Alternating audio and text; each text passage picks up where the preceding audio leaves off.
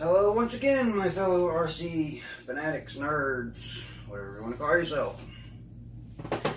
Got some unboxing videos to do today. I figured I'd start off small. I only have 19 minutes of video, so I'm going to have to do this quick. This is a tool that, honestly, if you're into anything nitro or RC in general, something you're really going to need. Set of vernier calipers.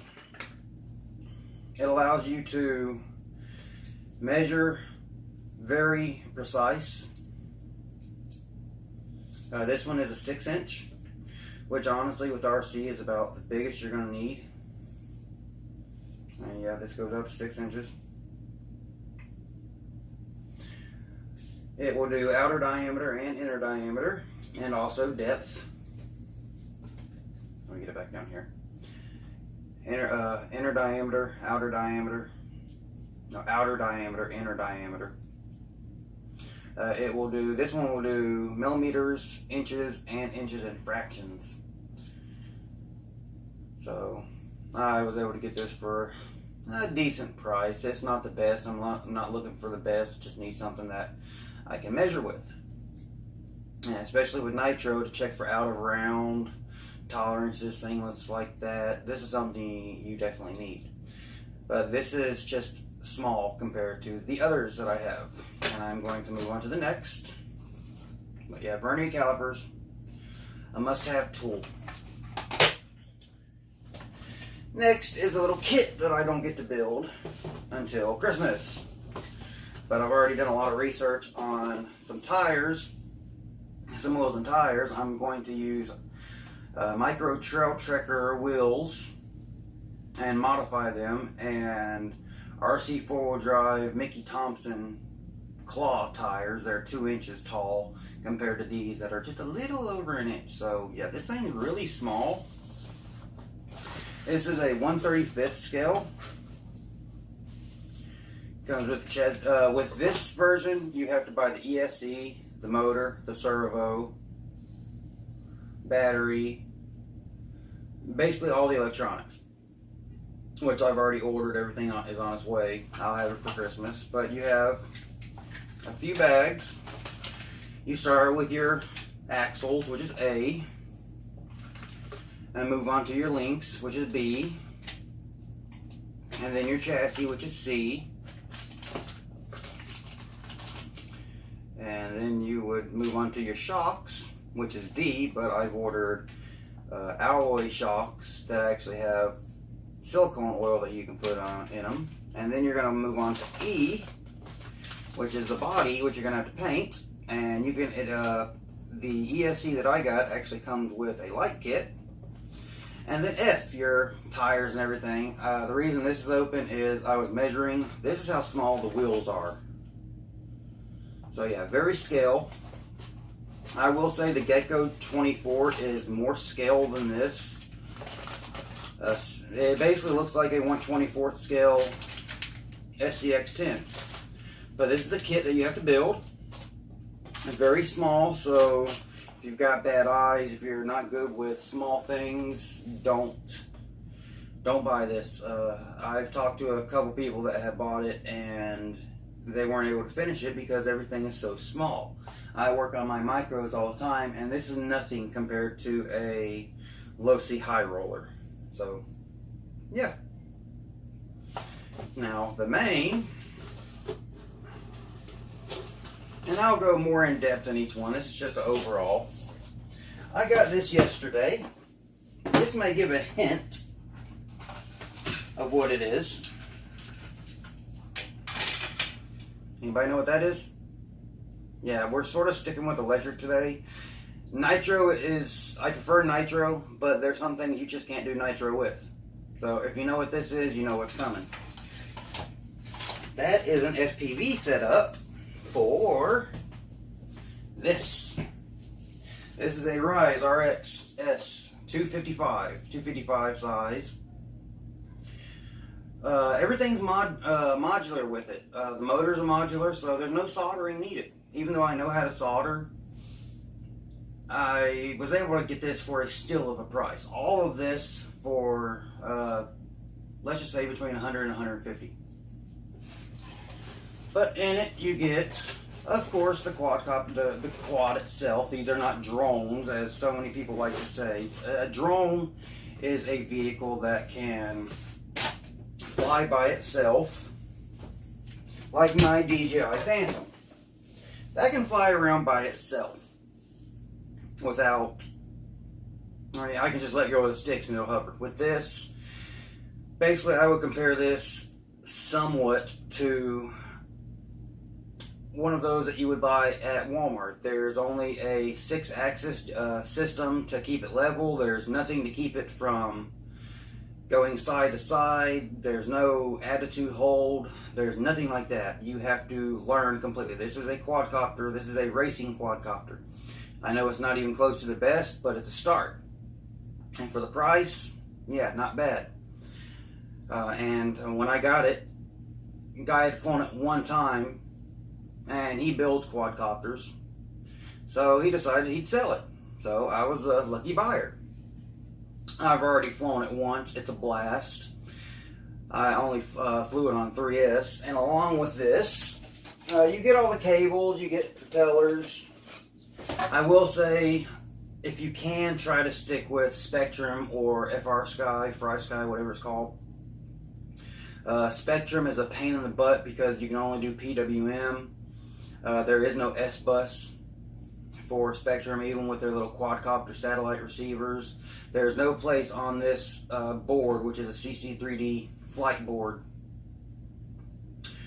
for a 3-pin satellite receiver. So yeah, I even bought one and it didn't work. But I got everything set up. It's a blast. The guy even gave me these. Some 6-bladed 5x4x6.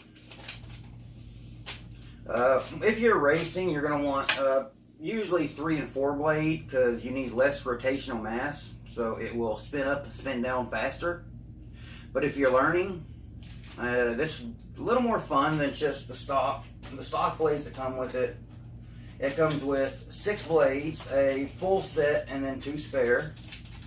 So you got your full set here, and then you got your 2 spares here.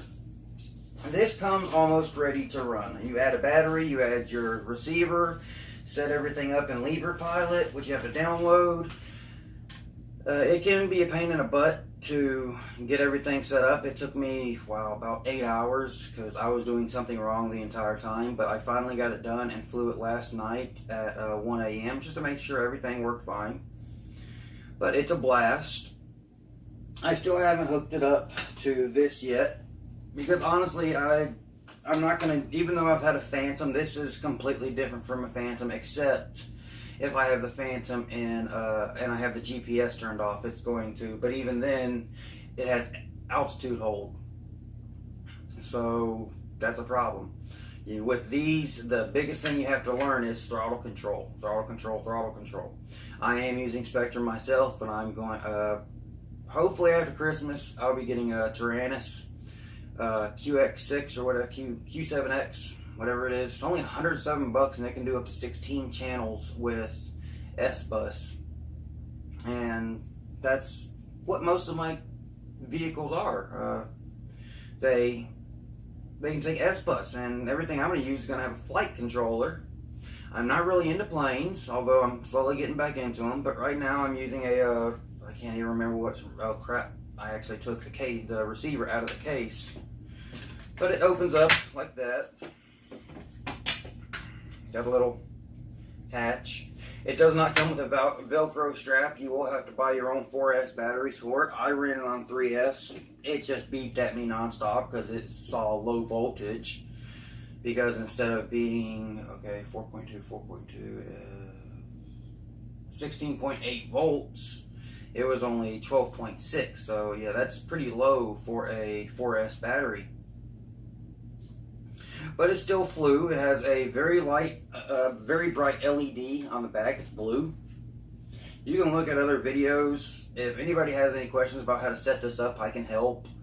I will say it is sort of exhausting if you've never done it before. I had never done it before, and it was just exhausting. It comes with all the extra cables you need.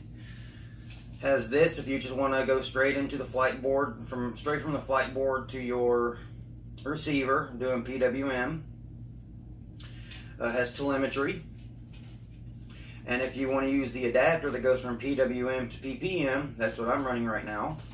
It takes the 6 channels from the receiver and that are PWM, pulse width modulation, to PPM. I can't remember what PPM stands for.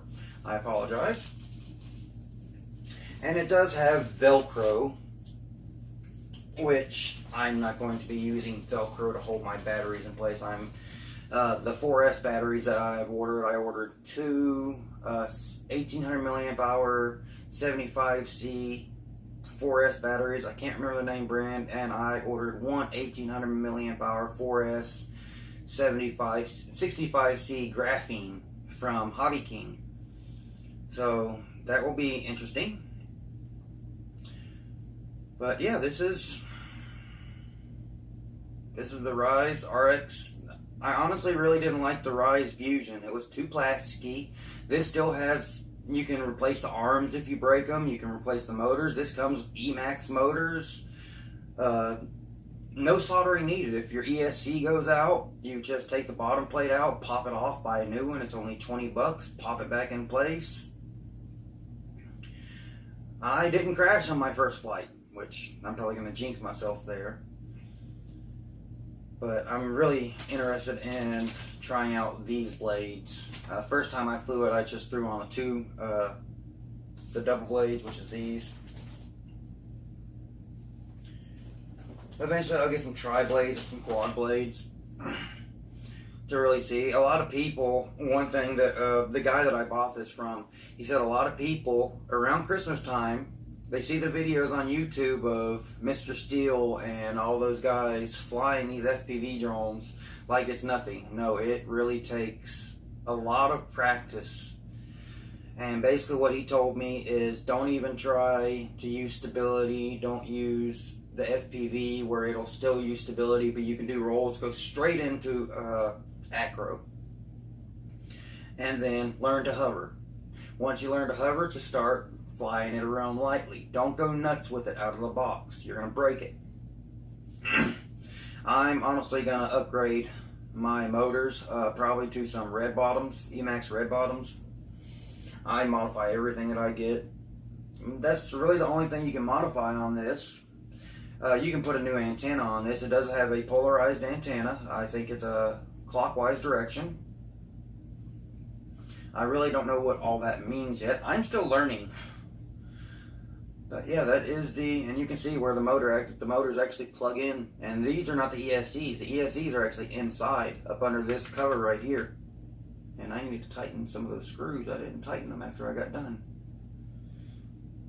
But it is a blast. It does have, it comes full FPV. All you have to do is get an FPV setup, which the guy that I bought it from graciously gave me this, which is basically a ground control.